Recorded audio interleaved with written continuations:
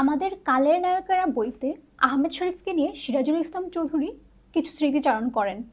সেখানে তিনি আহমেদ শরীফের একটি স্মরণীয় উক্তির উল্লেখ করেন। উক্তিটি এরকম: নির্বোধ যখন বুদ্ধিমত্তার পরিচয় দিতে ব্যস্ত হয়ে ওঠে ঘরের সংসারে, তখনই যথার্থ বিপদ নেমে আসে, ক্ষতির ঝুঁকি তখন বেড়ে যায়।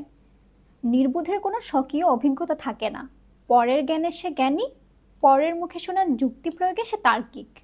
এই যে এই আলাপটা আমাদের বর্তমান সময়ের জন্য বেশ প্রাসঙ্গিক। একদল নির্বোধ এখন যথার্থই ক্ষতির কারণ হয়ে দাঁড়িয়েছে।